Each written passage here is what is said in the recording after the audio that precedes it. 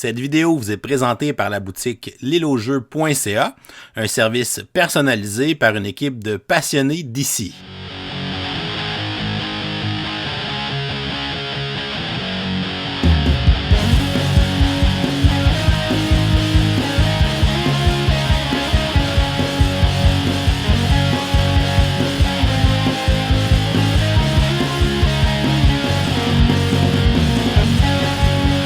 Salut les gamers, bienvenue à Professeur Board Game, je m'appelle David. Aujourd'hui à Board Game 101, on vous présente le jeu Orléans, un classique qui a été édité en 2014 par DLP Games et qui a été relocalisé en français par Matago.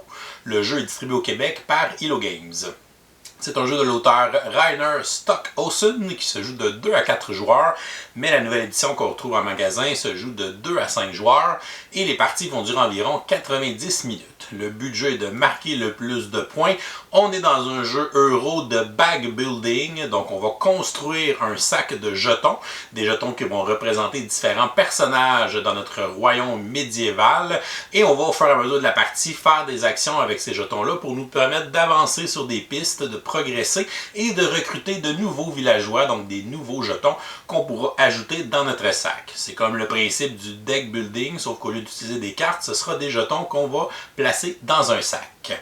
Alors, Orléans, je vous montre comment on joue et ensuite je vous dis ce que j'en pense.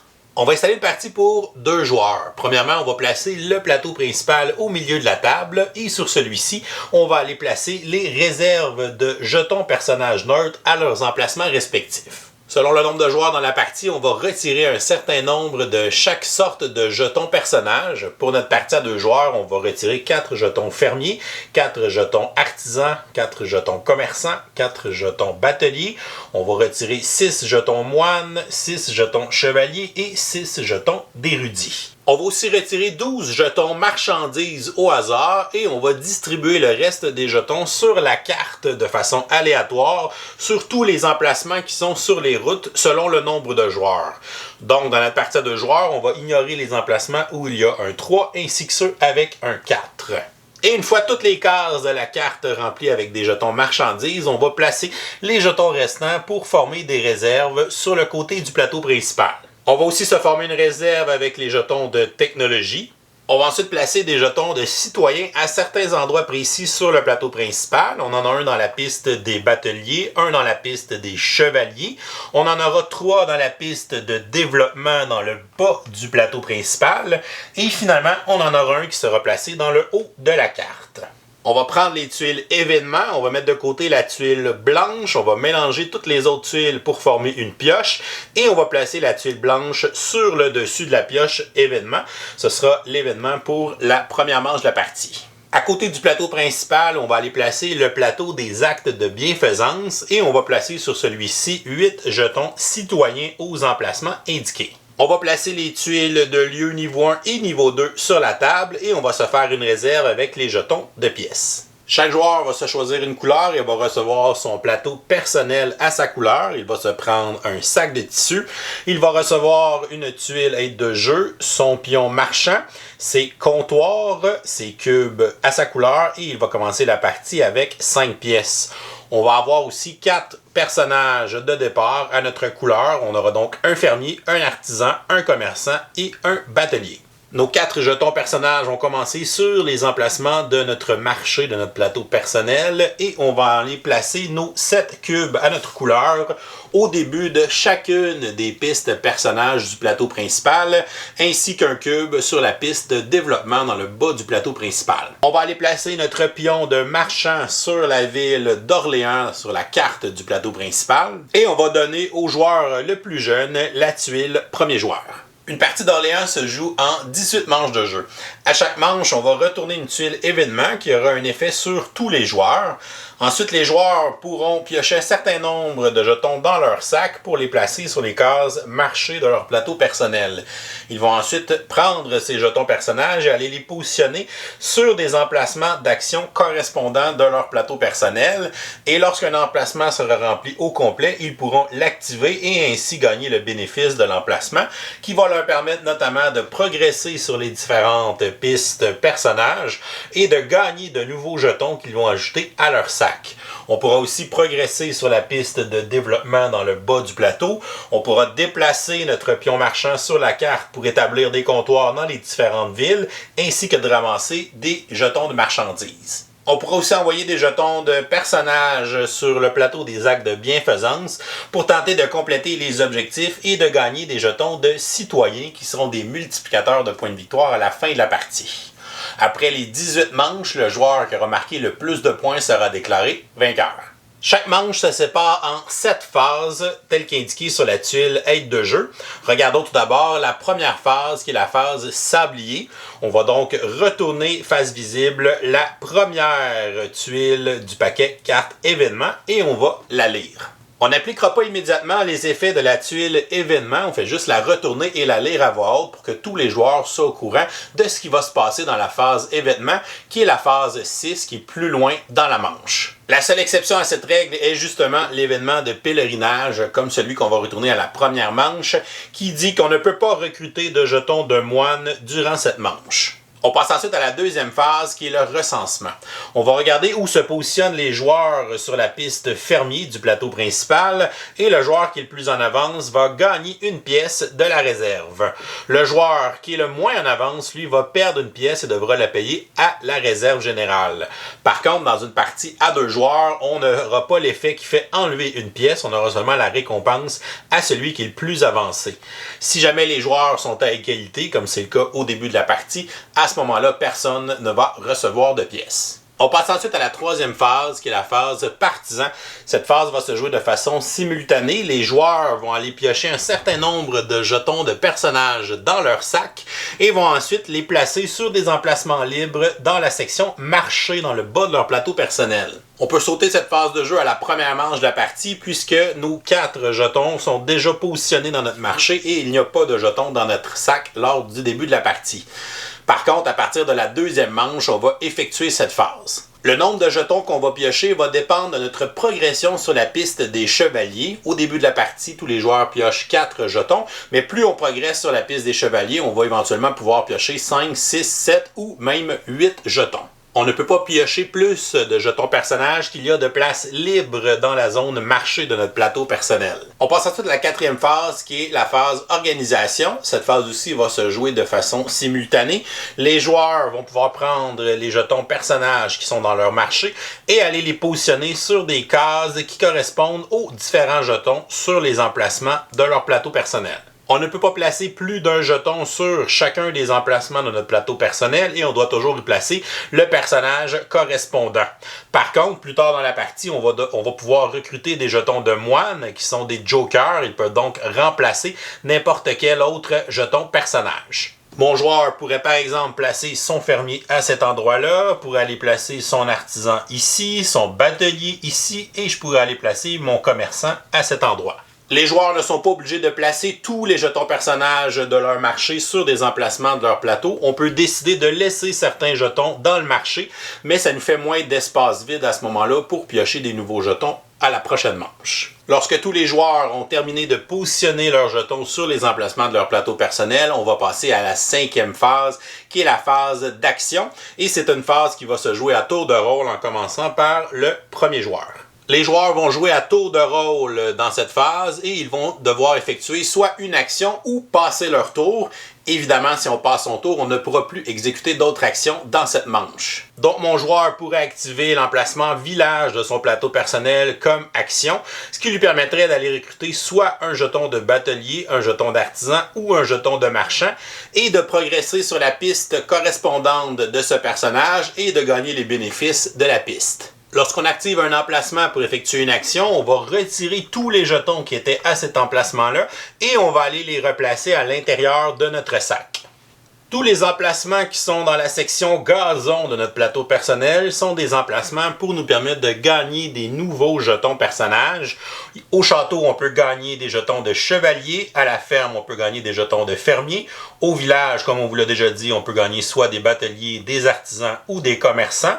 À l'université, on peut recruter des érudits. Et ici, au monastère, on peut aller recruter des moines qui sont des jetons Joker. Ces actions vont toujours nous permettre de gagner les jetons correspondants et de les placer directement à l'intérieur de notre sac. Et on va ensuite aller progresser sur la piste correspondante, sauf pour les moines qui n'ont pas de piste, qui vont seulement nous donner le jeton personnage. Lorsqu'on active la ferme, on va recruter un jeton de fermier qu'on va ajouter à notre sac et on va ensuite avancer d'une case sur la piste fermier. On va ensuite gagner le jeton marchandise correspondant à cette case. Donc ici, ce serait un jeton de céréales que le joueur va aller placer dans sa zone de jeu. Ce sont des jetons qui vaudront des points de victoire à la fin de la partie. Lorsqu'on va activer l'emplacement du village et qu'on décide de recruter un jeton d'artisan, on va en ajouter un dans notre sac et on va ensuite avancer sur la piste des artisans, ce qui va nous permettre de gagner un jeton de technologie qu'on va aller placer à côté de notre plateau personnel. À la fin de notre phase d'action, lorsqu'on va passer notre tour, on va pouvoir placer notre jeton de technologie sur un des emplacements de personnages de notre plateau. Il y a quelques restrictions pour placer nos jetons de technologie, notamment le premier qu'on va gagner dans la partie doit obligatoirement être placé sur un emplacement de fermier de notre plateau personnel. Je pourrais donc décider d'aller le placer sur le fermier qui est dans l'emplacement du village et il va rester là pour le reste de la partie. Ce qui veut dire que maintenant, pour activer mon village, j'ai seulement besoin de 2 jetons personnages. Plus tard dans la partie, si je gagne d'autres jetons technologie, je ne peux jamais en placer 2 sur le même emplacement. On ne peut jamais aussi en placer sur un lieu qui a seulement un personnage pour son activation et on ne peut jamais placer de jetons de technologie sur un emplacement qui nécessite un jeton de moine. Donc avec mon deuxième jeton technologie, je pourrais décider d'aller le placer sur l'emplacement de batelier du château, ce qui va faire que ça me prendra seulement 2 personnages pour maintenant recruter des chevaliers. Si on décide plutôt de recruter un jeton de commerçant lorsqu'on active le village, on va aller placer un jeton de commerçant dans notre sac et on va avancer sur la piste des commerçants et on va ensuite aller se recruter une tuile lieu du niveau correspondant. Donc la première fois qu'on va avancer sur la piste, on peut seulement choisir une des tuiles lieu de niveau 1. Ce n'est pas une pioche de tuiles, mais plutôt une réserve. On peut donc consulter toutes les tuiles de niveau 1 et choisir celle que l'on veut. Les tuiles lieux seront placées à côté de notre plateau personnel et vont nous donner accès à des nouveaux emplacements d'action pour y placer nos jetons de personnages pour activer leurs effets. On peut notamment avoir des tuiles lieux qui vont nous permettre de faire des points de développement. On en a qui vont nous permettre de gagner des jetons de marchandises. On en a qui vont nous permettre d'utiliser un jeton pour remplacer d'autres sortes de jetons. Donc ici, on peut utiliser nos bateliers pour remplacer les artisans, les commerçants ou les fermiers. Ou avec l'école, on peut utiliser les érudits pour remplacer les artisans, les commerçants, les fermiers, les bateliers ou les chevaliers. Certains lieux vont nous permettre de nous déplacer avec notre pion marchand sur la carte. Certains lieux nous permettront de gagner des jetons de technologie. Et on pourra aussi avoir des lieux qui nous donneront des pièces. Les joueurs ont aussi le droit d'aller placer des jetons de technologie sur les tuiles lieux qu'ils vont gagner, à condition qu'il y ait au minimum 2 emplacements de personnages sur la tuile. Et on ne peut jamais les placer sur des emplacements de moines. Si on active le village pour recruter un batelier, on va aller placer un jeton dans notre sac et ensuite on va avancer sur la piste des bateliers et on va gagner le nombre de pièces correspondantes à la case où on vient d'avancer. De plus, si un joueur se rend jusqu'au bout de la piste, il va gagner le jeton de citoyen qui s'y trouve et va le placer dans sa zone de jeu. Ce sont des jetons qui nous rapporteront des points à la fin de la partie. Si on active le château, on va recruter un jeton de chevalier qu'on va ajouter dans notre sac et on va aller avancer sur la piste des chevaliers, ce qui va augmenter le nombre de jetons qu'on va piocher à chaque manche. Donc ici, on augmenterait à 5, on peut éventuellement monter à 6, à 7 et même à 8 si on se rend au bout de la piste. Le premier joueur à arriver sur la case où il y a le jeton citoyen va le remporter. Si on active l'université, on va recruter un jeton d'érudit et le placer dans notre sac et on va avancer sur la piste des érudits. On va ensuite gagner un certain nombre de points de développement, donc 2 points pour la première case. Les points de développement vont nous permettre d'avancer sur la piste de développement qui est dans le bas du plateau central. Si un joueur arrive sur une case qui possède un jeton citoyen, ce joueur va le gagner. Si on arrive sur des cases qui ont cette icône, c'est qu'on va augmenter le niveau de développement de notre ville. Donc éventuellement, ça va nous rapporter des points à la fin de la partie. Ce sera un multiplicateur pour nos comptoirs et nos jetons de citoyens, plus notre niveau de développement augmente. Et si on atteint des cases qui ont un certain nombre de pièces, à ce moment-là, on va gagner ce nombre de pièces. Pour toutes les actions qui font référence aux 6 pistes de jetons personnages, Un joueur ne peut pas effectuer cette action si jamais il est déjà au bout d'une piste et si jamais la réserve de jetons personnage est épuisée, à ce moment-là, aucun joueur ne peut effectuer cette action. Pour l'action du scriptorium, on a 2 personnages pour l'activer et lorsqu'on va le faire, on va gagner 1 point de développement. On va donc avancer d'une case sur la piste de développement. L'action de la mairie est un peu différente du reste des actions de notre plateau. C'est le seul emplacement qui n'est pas obligé d'être plein pour être activé et on peut placer n'importe quel jeton personnage sur ces emplacements, sauf les jetons de départ qui sont identifiés à notre couleur. Donc je pourrais par exemple placer un jeton de commerçant et un jeton ici d'artisan. Lorsqu'on va activer la mairie, on va aller placer 1 ou 2 personnages, dépendamment combien on en a placé, et on va aller les placer sur le plateau d'actes de bienfaisance. On doit obligatoirement placer nos jetons sur des cases qui correspondent à ce type de personnage. Donc si c'est un artisan, je pourrais le placer à cet endroit-là, et je vais gagner la récompense ici qui est de 2 pièces. On ne peut pas utiliser des jetons de moine pour les placer sur des emplacements et remplacer les autres types de personnages. Sur le plateau acte de bienfaisance, on peut seulement placer les jetons moine sur les emplacements correspondants. Ici, ça donnerait 3 pièces. Si un joueur vient placer un de ses jetons, ici je vais placer un commerçant, je vais gagner 1 pièce, mais on voit que je termine un acte de bienfaisance. Donc lorsqu'on termine une zone, qu'on place le dernier jeton, on va gagner le jeton de citoyen. Et maintenant, regardons les 3 actions dans le haut de notre plateau personnel. Ce sont les actions qui vont nous permettre de déplacer notre pion de marchand sur la carte et aussi d'aller établir nos comptoirs qui vont nous rapporter des points de victoire à la fin de la partie selon notre niveau de développement. L'action du bateau nous permet de déplacer notre pion marchand sur les rivières, alors que l'action de la charrette nous permettra de déplacer notre pion marchand sur les routes. Alors que l'action de la guilde nous permettra de placer un jeton de comptoir dans la ville où se trouve notre pion marchand. Si j'active l'action de la guilde, je vais placer un de mes jetons de comptoir dans la ville où se trouve mon pion marchand.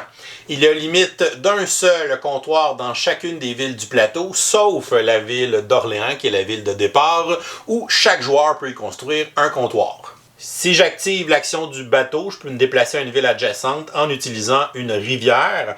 Donc, je pourrais me déplacer sur la rivière qui est ici pour terminer mon déplacement là. S'il y a un jeton de marchandises sur la rivière que je viens de traverser, le joueur va le gagner à ce moment-là. Si jamais il y a plusieurs jetons marchandises sur la rivière ou la route qu'on vient d'emprunter, on va choisir lequel des jetons on veut gagner. Je pourrais ensuite activer l'action de comptoir pour y placer un comptoir. Je pourrais après ça activer une action de charrette et emprunter la route qui est ici pour me rendre à cette ville-là, ce qui me ferait gagner un fromage. C'est bon ça, du fromage. Lorsque tous les joueurs ont passé leur tour dans la phase d'action, on va passer à la phase 6, qui est la phase événement. C'est là qu'on va régler l'effet de la tuile événement qu'on avait révélé au début de la manche. Si c'est l'événement de la peste, chaque joueur va piocher un jeton de son sac et ce jeton sera retourné à la réserve générale. Sauf si c'est un jeton de départ qui est à notre couleur à ce moment-là, on va le remettre dans notre sac et la peste n'aura pas d'effet sur nous. Pour l'événement taxe, les joueurs devront payer une pièce pour chaque 3 tuiles marchandises qu'ils possèdent. Pour l'événement moisson, tous les joueurs devront défausser une tuile marchandise de nourriture, donc soit des céréales, du fromage ou du vin, ou bien ils devront payer 5 pièces. Pour la tuile revenu, on va gagner un nombre de pièces égal à notre niveau de développement. Et pour la tuile commerce, on va gagner une pièce par comptoir qu'on a sur la carte. Si jamais des joueurs n'ont pas les pièces qu'ils doivent payer lors d'un événement, à ce moment-là, ils devront subir la torture. C'est-à-dire que pour chaque pièce manquante, ils devront payer avec un autre élément de jeu. Ils pourront payer avec un comptoir venant soit du plateau ou de la réserve. Ils peuvent payer en sacrifiant un partisan au hasard de leur sac. Encore une fois, comme la peste, ça ne peut pas être un partisan de départ. Il sera remis dans leur sac. On peut payer avec un point de développement. On peut payer avec un jeton de marchandise, une tuile lieu ou un jeton technologie. Et une fois l'événement réglé, on va passer à la 7e phase, qui est la phase premier joueur. On va tout simplement passer le jeton premier joueur au prochain joueur à notre gauche et on va ensuite commencer une nouvelle manche. Et on va jouer ainsi les 18 manches de la partie et à la fin de la 18e manche, on va passer au décompte final des points. Premièrement, on va regarder le joueur qui a placé le plus de comptoirs sur la carte et il va gagner le jeton citoyen dans le haut de la carte. Si jamais c'est à égalité, comme présentement dans mon exemple, le joueur rouge et le joueur bleu ont autant de comptoirs, à ce moment-là, personne ne va le gagner. Le rappel du décompte des points est sur le plateau principal ou bien sur la tuile aide de jeu. Donc, premièrement, on va gagner 1 point par pièce qu'on possède. Donc, ici, j'ai 12 pièces pour 12 points.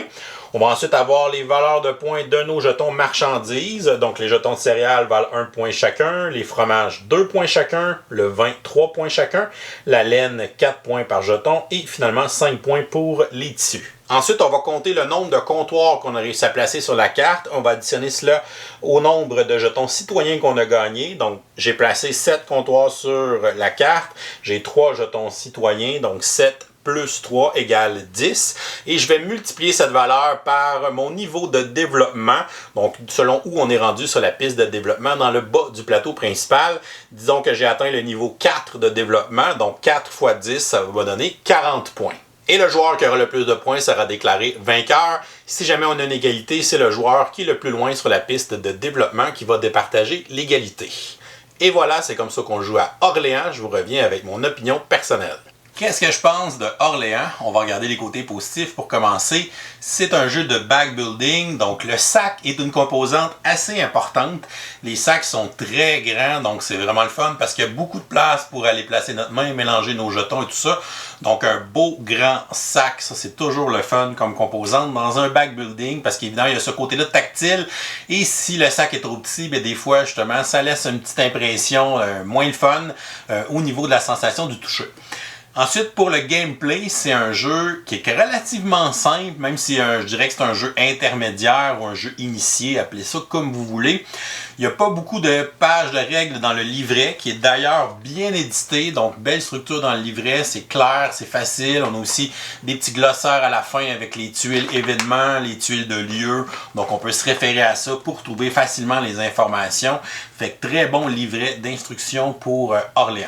J'aime aussi que ce soit un nombre de tours fixes dans le jeu. Ça a l'air beaucoup de jouer 18 manches, mais c'est tellement rapide. C'est un jeu qui a vraiment un bon tempo. Il y a plein de phases de jeu qui se font simultanées. Donc la phase où on pioche nos jetons, la phase où je place mes jetons. Puis après ça, on fait la phase d'action à tour de rôle. Fait que ça sauve beaucoup de temps de jeu à l'intérieur de la partie. Fait que ça, c'est quand même très bien. Fait que pour moi, c'est un jeu qui est aussi bon à 2, à 3 qu'à 4. Fait qu'encore une fois, c'est une belle qualité de bien s'adapter au nombre de joueurs qu'on propose.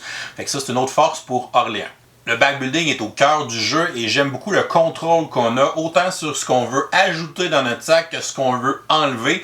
Donc évidemment, selon les actions que j'active, je vais décider d'aller chercher tel ou tel jeton de personnage, mais c'est aussi ce qui me fait progresser sur les différentes pistes. Fait que c'est vraiment un jeu de pistes aussi, Orléans. C'est vraiment ça aussi qui est au cœur du jeu. Donc ces bonus-là sont intéressants sur les pistes. Fait que c'est de voir aussi comment je veux me développer.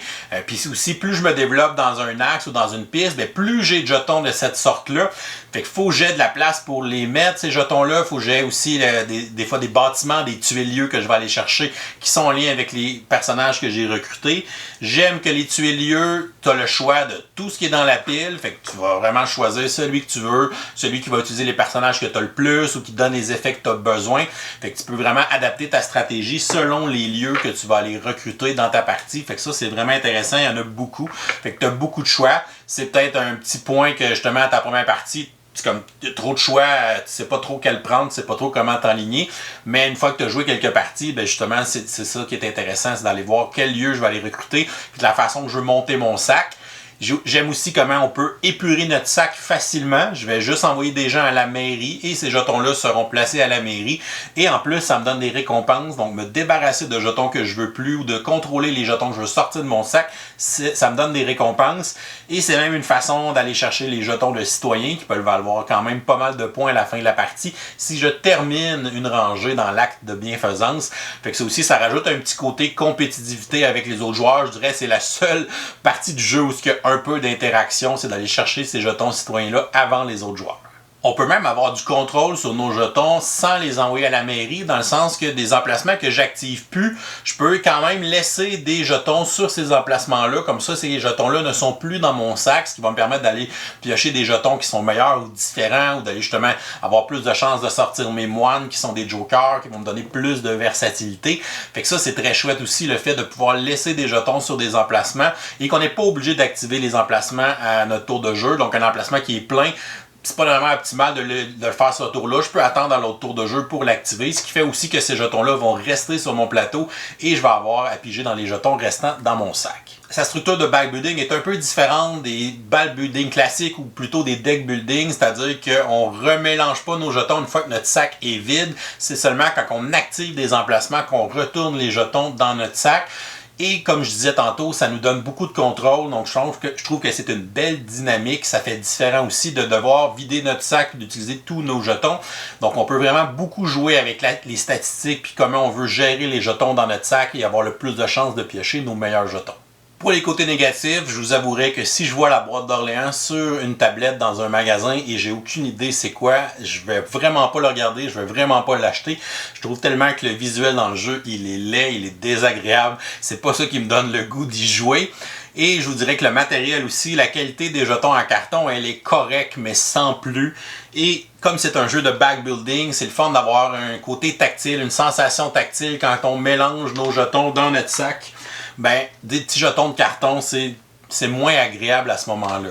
Je vous avouerai que je me suis laissé tenter par des jetons de luxe sur le Board Game Geek Store, le BGG Store, où j'ai acheté des versions en plastique des jetons. Donc, c'est des gros jetons épais en plastique avec les personnages qui sont imprimés dessus. Donc, c'est vraiment le fun, vraiment agréable pour le côté tactile. Donc, c'est un bel upgrade, je trouve, pour un jeu de back building, d'avoir des jetons qui sont le fun à manipuler.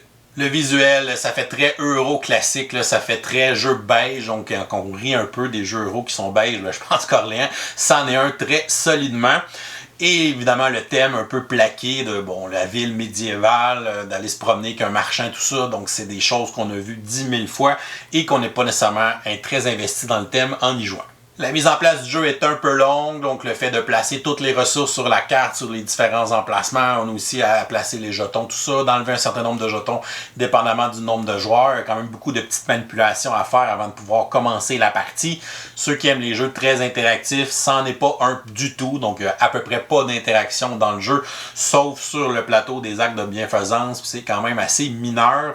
Et sinon, c'est un jeu qui n'a pas de mode solo, donc dans la boîte de base, c'est un jeu de 2 à 4 joueurs, donc il n'y a pas de mode solo. Si vous voulez jouer en solitaire, ça va vous prendre l'extension Orléans Invasion. Somme toute, Orléans, même si c'est un jeu de 2014, je trouve que c'est un des meilleurs jeux de backbuilding qui a été fait. C'est le premier que j'ai découvert et je pense encore que c'est un des meilleurs. Je vais lui donner une note de A-. C'est un excellent jeu euro de développement qui donne quand même beaucoup de contrôle sur ce que tu peux faire avec les jetons dans ton sac. Le fait de progresser sur des pistes, c'est toujours des choses que je trouve intéressantes dans les jeux euro. Et on a aussi tout ce qu'on peut épurer de notre sac facilement. Donc ça, c'est vraiment le fun, le contrôle qu'on a sur les jetons de notre sac et comment on veut le composer. On va essayer de faire des points, du côté set collecting avec les ressources qui peut être intéressant. Le côté variété pour les tuer-lieux aussi qui est vraiment très bien. Mais pour moi, c'est un jeu que le matériel est correct sans plus. C'est pour ça que je me suis quand même investi dans du matériel de luxe pour ce jeu-là. C'est quand même rare que je fais ça avec les jeux dans ma collection, mais c'en est un qui, je trouve, le méritait. Et voilà, c'est tout pour aujourd'hui. Si jamais vous n'êtes pas encore abonné à la chaîne, vous pouvez cliquer en bas ici pour vous abonner. Vous pouvez aussi nous suivre sur Facebook, Twitter ou Instagram à Professeur Board Game. Si vous aimez les vidéos qu'on fait, vous pouvez nous supporter sur notre campagne Patreon, qui donne accès à notre serveur Discord.